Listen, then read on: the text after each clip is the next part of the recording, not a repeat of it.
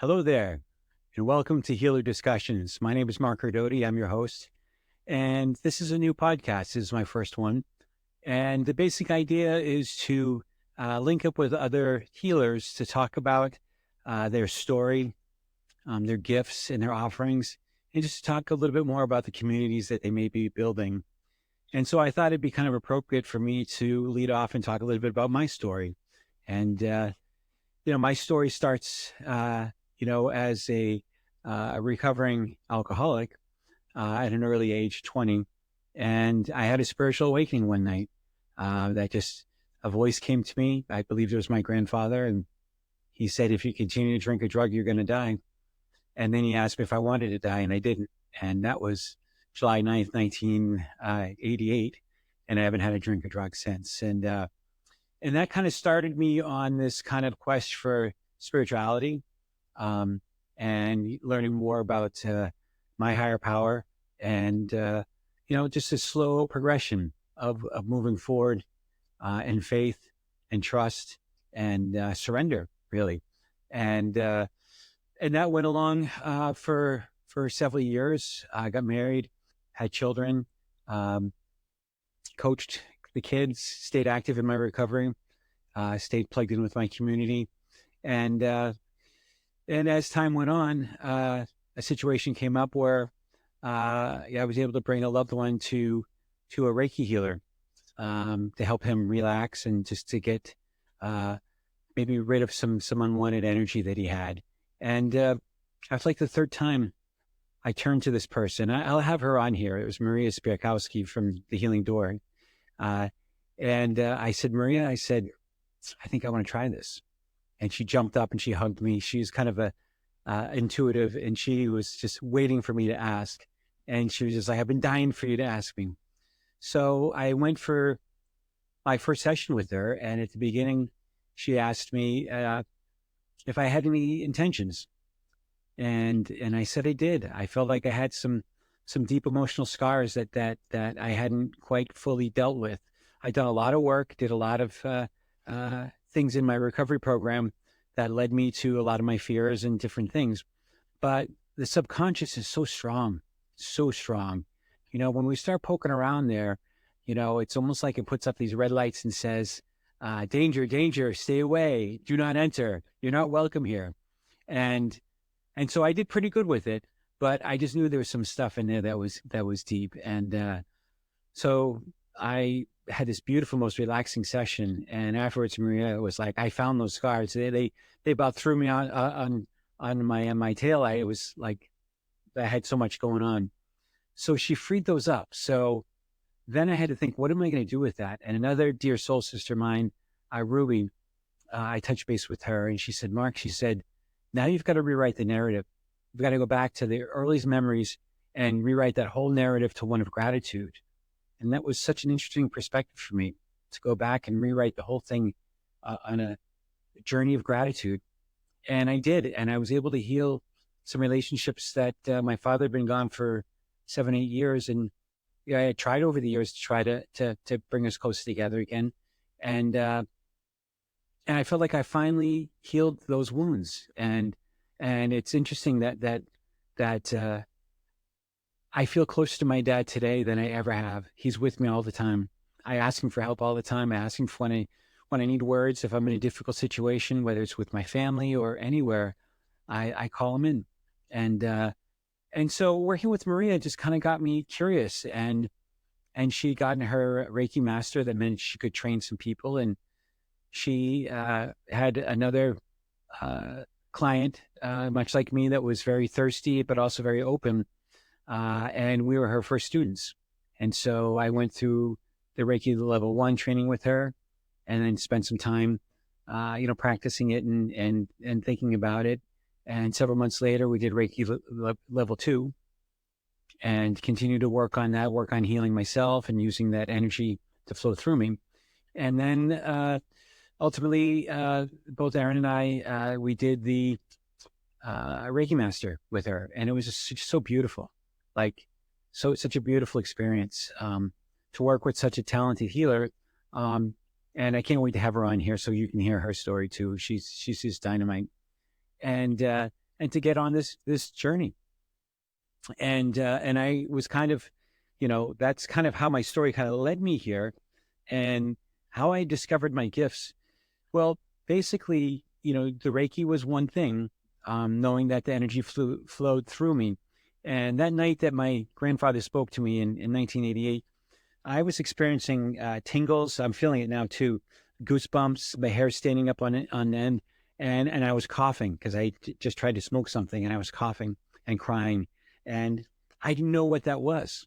I know today that when I tingle and I have goosebumps, my hair stands up on its end, it's spirit working through me, and allowing me to be a vessel. And sometimes I actually think today, like that my goosebumps are kind of like a signal sending out to the universe, to my immediate surroundings, like, hey, here's a healer, he can help you.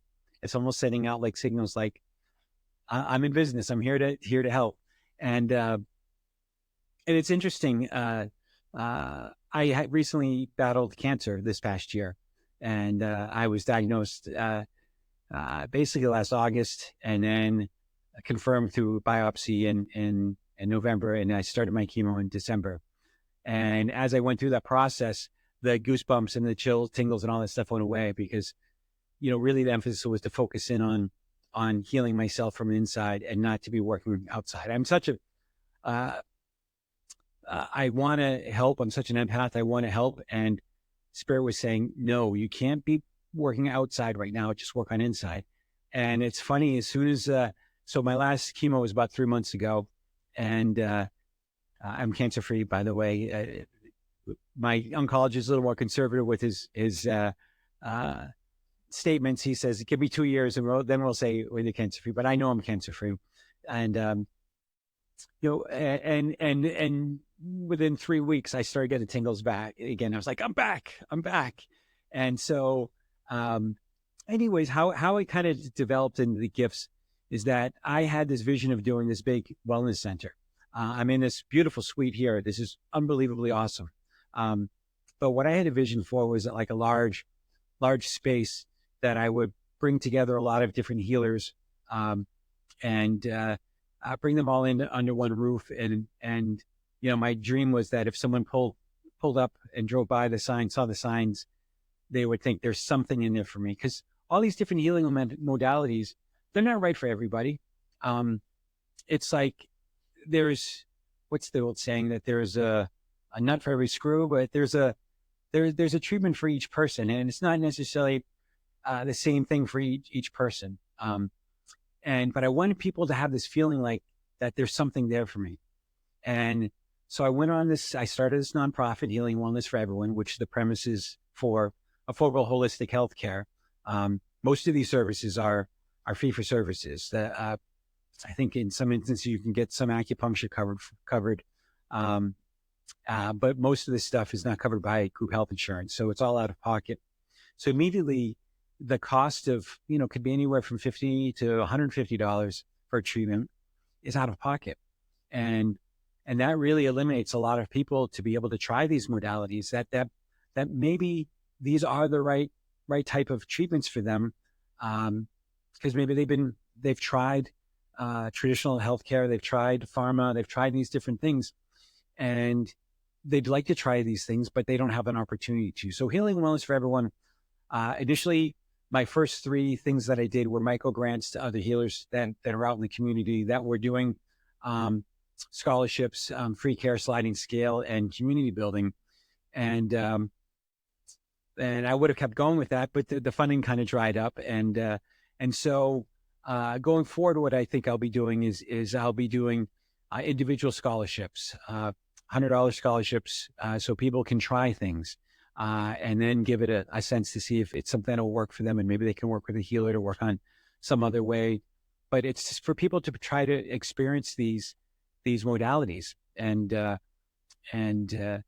so it kind of levels the playing field. So it's just not for those that have needs; it's for those that don't have needs as well. And I always say the healer's dilemma is that they know there are people out there that they can help, that can't afford to pay them, and yet the healer is in a situation where we've taken the leap of faith. Many of us have left our jobs, and we have to try to support our families as well. So it's that double-edged sword. How do you do this? How do how do you take care of the community, but also take care of your family, which is first and foremost, the most important thing is taking care of your family. And so that's the idea of healing and wellness for everyone, is that is an opportunity for them to continue their good community support that they're doing, helping people, but also having those people have money to be able to pay for a couple of treatments to start off to see if it's something they're interested in. So I started the nonprofit. I thought I was going to get this big space and bring all these people together, and it just wasn't working out. I did an information night at the Braintree Library where I talked about my ideas, and there were lots of great people, their parents, community leaders, other healers, and it felt good. I just connected with so many people there. But the vision of actually getting a large space didn't come to fruition. I ended up looking at spaces, and then ultimately I asked a friend, the upfront costs are expensive to get a space. First and last and securities, it's just to get a key is expensive. So I asked a couple of friends, how do they do it? And then one of them reached back to me, Megan Marini. At the time, she had a place in Quincy called Alma Human Wellness. And I'll have her on too. She's dynamite too. I mean, out of the blue, she called me, left me a message saying, I'm just going to throw this out there. Do you want to share space with me? And, immediately I was thinking like, I'm not worthy.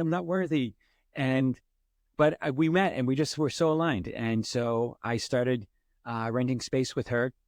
And what happened was I was able to give a few treatments to a couple of loved ones. And what happened was I was actually going to bed one night, and just like lightning bolts went off underneath my eyelids like crazy. Like, isn't that crazy? I'm just laying there and all of a sudden, like Shazam, lightning bolts go off.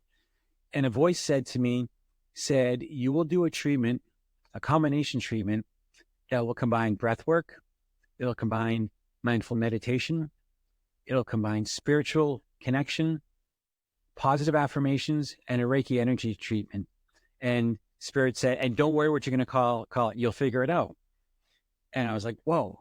And so, I'm like a student of the universe. When the universe says something like that, I'm like, I got to check it out. So I went out to my garage. I wrote a script, and I did the script to an empty garage. I pretended I had 6 people laying on yoga mats on the floor.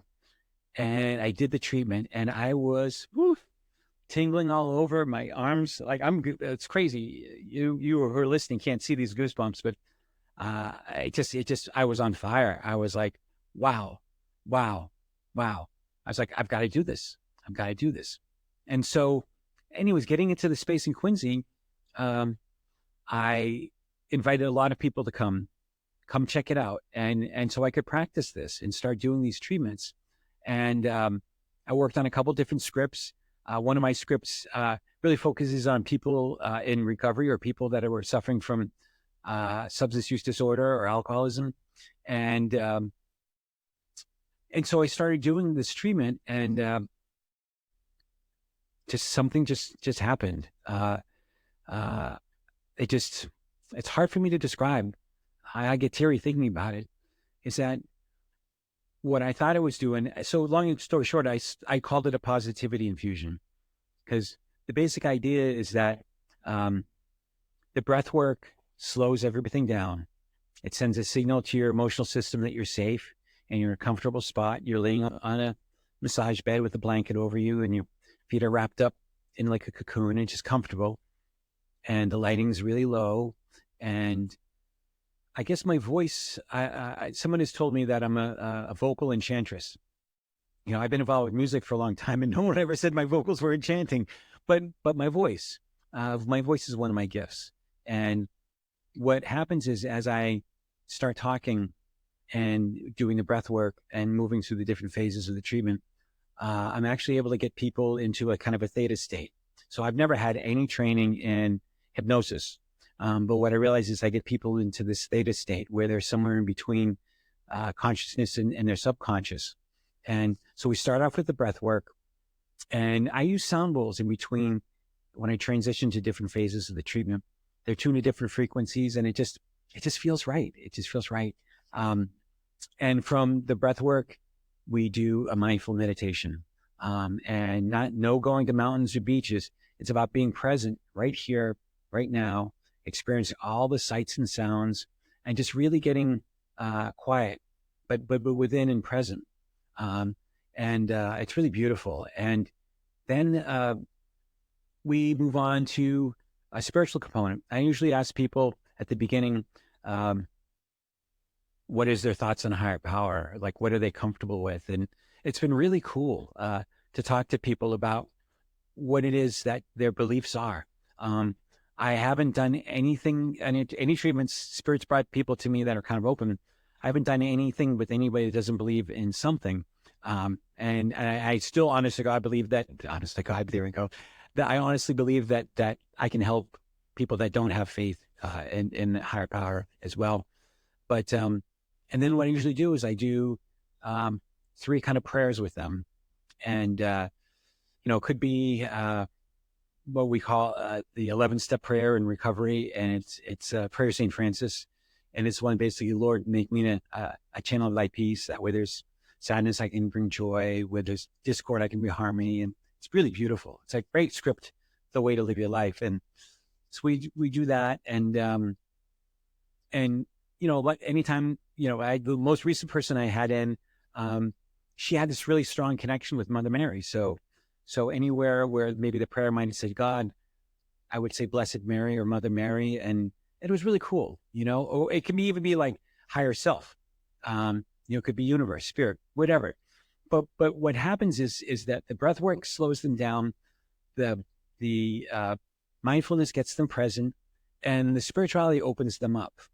Okay. And mind you, as I'm talking, they're getting deeper into kind of a theta state. And then what I do is I have a few different scripts of positive affirmations. Then I read anywhere from 60 to 100 positive affirmations that just really get in, because just doing positive affirmations in the mirror, I love myself. You say that, but your subconscious is saying, no, you don't. No, you don't. It's like this, it's kind of like, it's a reject button. It says, no, I'm not accepting it. But when we go through the phases of the treatment that I do, it opens them up and it takes away those defenses and allows them to pour in.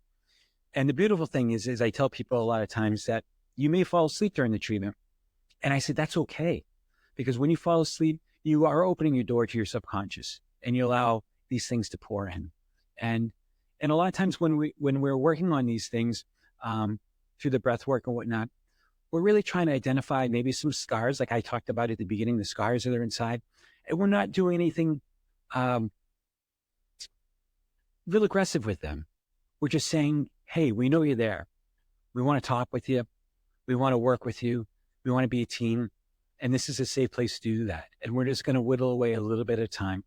And the other thing too is that we also spend a little time with our inner child and make a vow to our inner child I get teary thinking about it, to honor them and to live our life with that kind of playful wonderment that a child has, and have fun and take care of ourselves and love ourselves.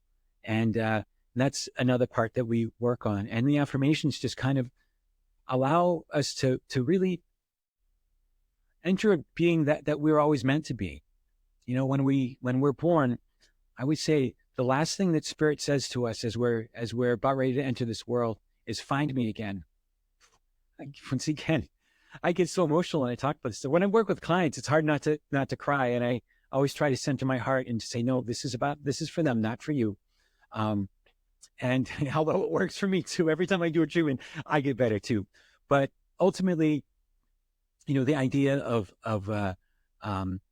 working with that inner child and just taking good care of them, and once we're born into this world, like, we forget everything. We forget, why did we come here? I think we came here to learn, to grow, and evolve. And little by slow, through trauma and pain and difficulties, we find ourselves back on that path to finding a higher power, and finding trust, and finding belief, and finding the ability to transcend what seemingly is a hellish situation to a heavenly situation. I personally believe there's no hell. I believe that we live our hell here on earth, and then what happens is we learn, grow, and evolve we're able to see beauty in things, and we're actually able to see heaven on earth and experience heaven on earth before we ascend and go up to the next level of our spiritual ascension. So we're getting to the point where I've done affirmations, and then I do a Reiki energy clearing, and I just I'm a free float Reiki person, so I don't do any physical touch. I float about 8 inches above the body, and I try to clear the crown chakra, the third eye chakra, the throat chakra, the heart chakra, the solar plexus, the sacral, and the root chakras, where there's blockages. What happens is we end up taking in a lot of energy from people and a lot of emotions from people, and we end up with these blockages. And energy is supposed to flow, through us down into Mother Earth, just have a flow. And sometimes we end up with all this extra stuff on us. It's like carrying around an extra backpack of 20 to 50 to 100 pounds. And what the energy clearing does is allows that flow to continue and go through and clear any blockages. And oftentimes I can identify areas that people might be having problems. Sometimes my hands get drawn above their throat, and that means that maybe they need to speak their mind a little bit more. There's something that they need to say or have courage to say that they're blocked and they're not able to do that. And I work with that. And sometimes people have stomach issues, and I can feel it in their stomach. And those scars sometimes hide themselves on our shoulders, and our hips, and our knees, our thighs. And the energy clearing kind of takes those and helps flow those through as well. And then usually when I'm done, I'll ring one of the sound bowls 3 times, and I'll kind of wake them up and just say that the treatment's over, take their time. And what I didn't know was going to happen, I mean, great stuff happens. Like people, I don't try to overpromise, but I know people will be relaxed. But as soon as I put the blanket on people, I can feel, I am tingling all over right now. I feel it. And I'm like, I didn't know this, but I help bring in their ancestors and their spirit guides to them. And so at the beginning of my treatment, I let them know that. And I let them know that sometimes people want to come in. Now, I don't have my skills like some people do, where they can say, Auntie Jill wants to come in. She wants to tell you this or that. I don't know who wants to come in. I just feel it. I know they want to be here. So I usually tell people at the beginning I say, please, think of somebody that you'd like to spend some more time with, or someone that you pray to, or someone that you want to walk with you. Again, invite them in. And I make no promises, but they'll probably come in. And the things that have happened have just been so beautiful, so beautiful. Like I get so humbled. I had no idea. Honest to goodness, I had no idea that all these things would happen. But I'm open. I'm open to receive the gifts that the universe has for me, and try to develop them. And there's many more, there's a saying we have in recovery, said more will be revealed. Well, more will be revealed to me as I go along, what more of my gifts are. But I'm pretty happy with what I have right now, and the ability to kind of help people with that and connect and just feel a sense of comfort. And, somewhere along the lines, I got asked to start doing some group treatments. And I wasn't sure how to do that. And so I invited a bunch of my friends in, and I just did a treatment, the basic treatment up until the energy clearing part, to the whole group. And I didn't know if I could do a good energy clearing for people in 25 seconds or 30 seconds. And then I learned that a lot of this is about setting the intentions for a good treatment, the best that I can for each person that is in that room at that time. And I went around the room, and a lot of these were my friends from recovery, and I worked with each person, for a little bit. And then I brought everybody back to reality. And then, one of my friends, who I won't say his name, he told me like the following week, he said, "Jeez, Mark," he said, I felt so good. I felt like I had a few drinks. He just was relaxed. He got to a point where he wasn't able to usually get to unless he was drinking. And that's the problem with, alcoholism is you never get to that low point again. You drink and you go way beyond that, so you can't maintain that peaceful, easy feeling. And so that's what allowed me to know I could do it in group settings. And so I've worked with a lot of different group settings for substance use recovery and mental health places. And it's just been a real nice thing to work with people and people that may or may not believe that it will work. And if they don't want it, that's okay.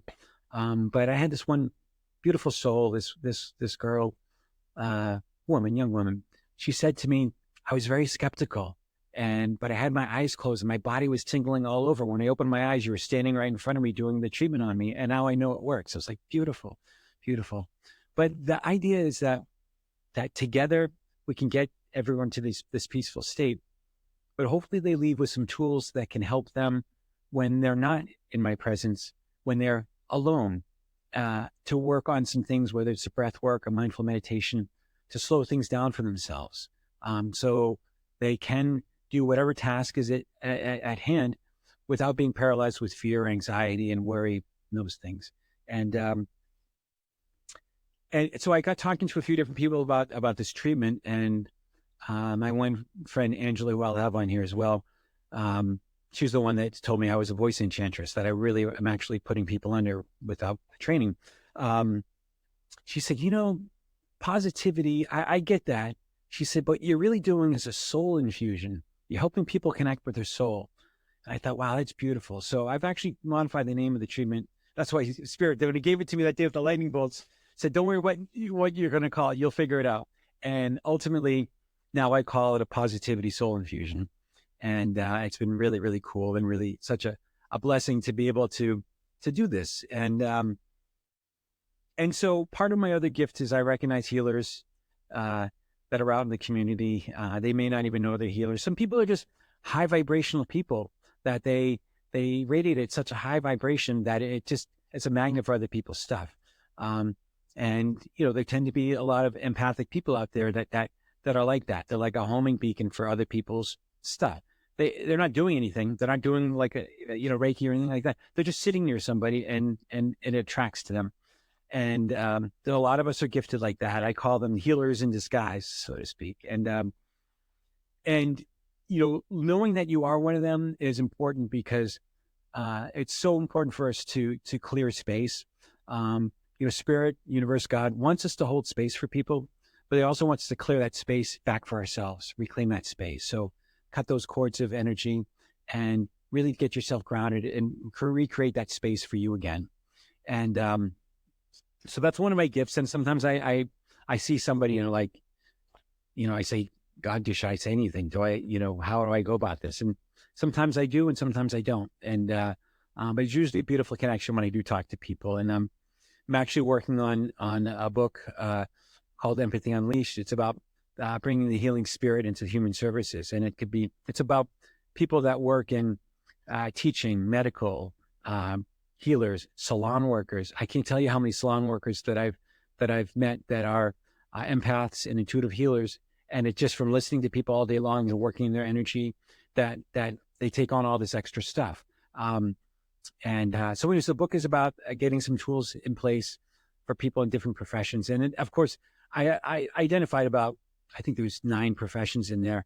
And then someone will be like, well, what about tattoo workers? Like, because people go for tattoo therapy and the tattoo artists are doing the same thing and they're taking on all the energy and whatnot. And so I realized that there really is no limit to the professions that people bring empathy into. I just did some of the most obvious ones with it.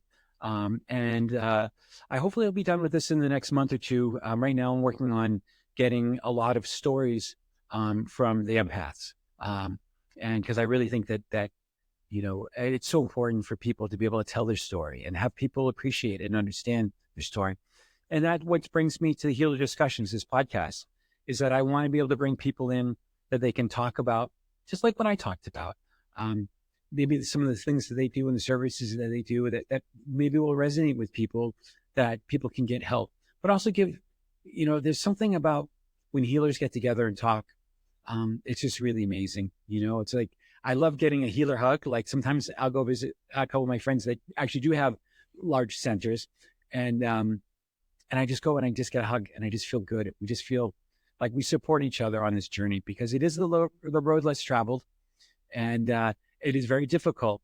But when you're called to do this, it's like you have to do this. You have to do this. And and one of the things in life is that when there's a magnetic pull for you in life, you've got to go to it. And if you continue to push it away, you'll continue to have a difficult time, with your emotions, with resentments and different types of things. Because, every day where we face a fork in the road, and we can either fork left, which is self-pity, resentment, and anger, or fork right, which is about learning, growing, evolving, kindness, love.